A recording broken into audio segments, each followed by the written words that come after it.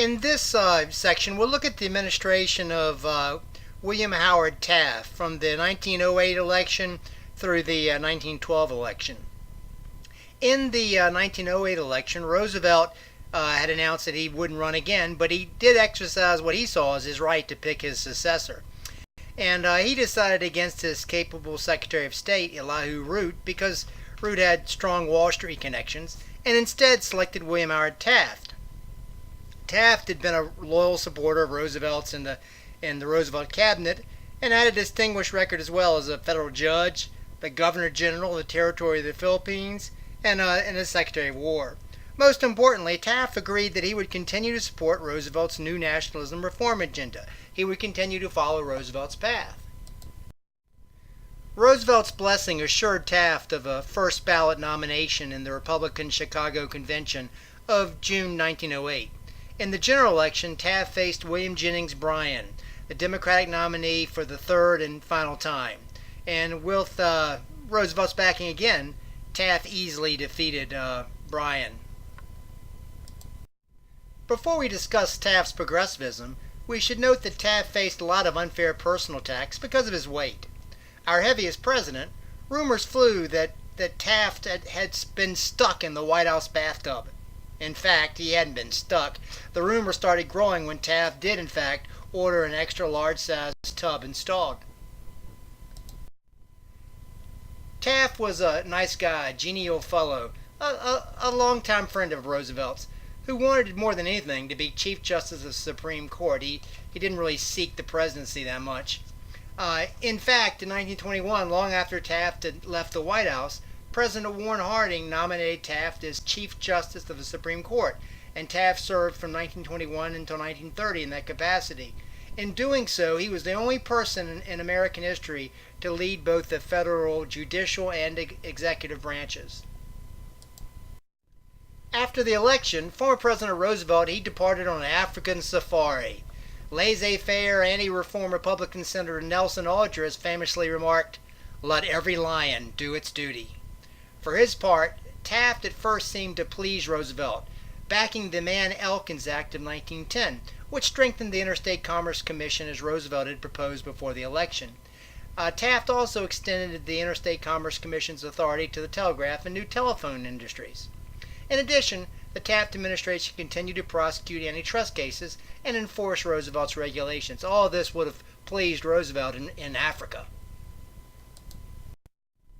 That wasn't the whole story, however. At the same time, a new wave of reformers had been elected to Congress in 1908, including Wisconsin's La Follette, Indiana's Albert Beveridge, and Nebraska's George Norris.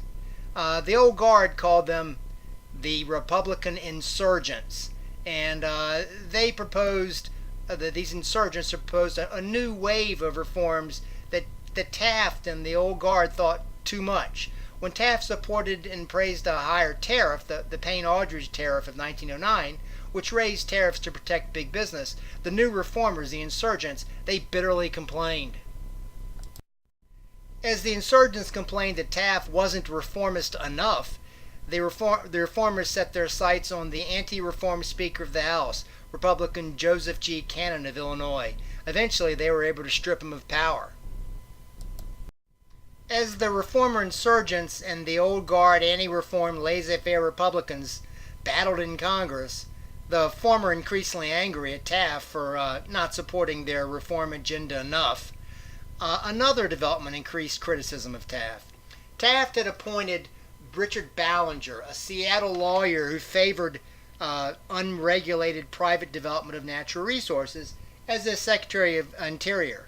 And Ballinger quickly began selling off thousands of acres of federal land that Roosevelt had helped set aside. And when he began to do that, it really angered Roosevelt's old chief forester, Gifford Pinchot, who criticized Ballinger.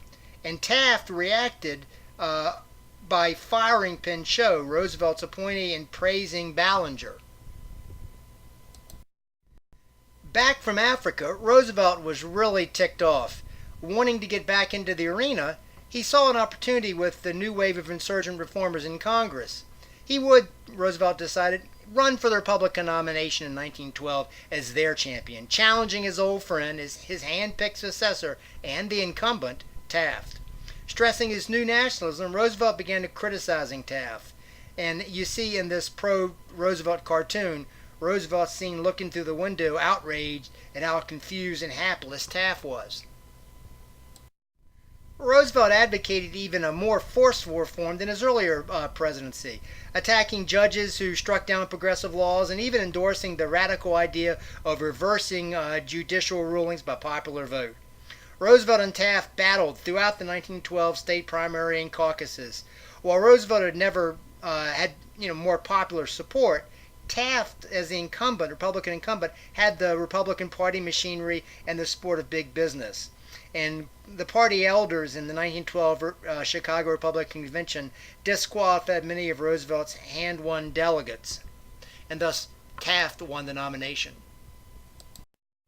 When Taft won the nomination, outraged Roosevelt delegates left and formed a new third party, the Progressive Party, nominating Roosevelt for the general election. Now, with their cheering throngs around Roosevelt, Roosevelt declared himself, quote, fit as a bull moose. This description seemed to fit the big, powerful, outspoken Roosevelt, and thus the Progressive Party soon became known as the Bull Moose Party. The Progressive, or Bull Moose Party, endorsed nearly every reform cause of the day, including lower tariffs, women's suffrage, business regulation, the abolition of child labor, the 8-hour workday, workmen's compensation, the direct primary, and the popular election of senators. The new party attracted a diverse following, united mainly by their mutual affection for Teddy Roosevelt. Now, certainly Roosevelt remained a popular former president. A month before the election, on October 14, 1912, an unemployed saloon keeper shot Roosevelt outside a Milwaukee hotel. The bullet hit Roosevelt in the chest. Fortunately, in his pocket, where a copy of his speech and his glasses container stopped the bullet. He was stunned but not seriously injured by the point-blank shot, and Roosevelt famously insisted on, giving his scheduled speech regardless of the assassination attempt. He unbuttoned his vest to reveal his blood-stained shirt and declared, quote, it takes more than that to kill a bull moose. To many of Roosevelt's supporters, Roosevelt seemed almost superhuman. For the Democrats' part, the party met in Baltimore in 1912 to elect a relative political newcomer, Woodrow Wilson, who had been actually just elected governor of New Jersey only 2 years before. Wilson appeared a fresh face after Bryan had lost 3 elections, and Wilson had a solid record of reform in his 2 years as New Jersey's governor. Wilson sought to craft his own version of reform, playing off Roosevelt's phrase, New Nationalism, and appealing to traditional states' rights Democrats in the South. Terming his reform agenda New Freedom, Wilson proposed more emphasis on trust busting and less on regulation. All big business was bad, he implied, choking off opportunity for ordinary Americans. Regulation wasn't sufficient. Nostalgically evoking an air of small government and small businesses, Wilson declared that trust busting required less big government than regulation. Once busted up, there was less need for the large ongoing regulatory federal departments and agencies. When the election of 1912 came, it was obvious just how much the split in the Republican Party had cost them. Wilson won with 6.3 million popular votes to Roosevelt's 4.1 and Taft's 3.5. A socialist, Eugene Debs, polled almost 900,000. If one combined Taft and Roosevelt's tallies, therefore, the popular vote would have gone to the Republicans. In fact, it is fair to say that in any American presidential election, a viable third party would probably hurt one or the other of the two established parties. By splitting between the Republican Taft and the progressive Bull Moose Roosevelt, with that split, Wilson became only the second Democrat elected to the White House since the Civil War. The other one, of course, was Grover Cleveland. It was clear, regardless, that the nation wanted progressive reforms to continue in some form. This concludes the administration of William Howard Taft.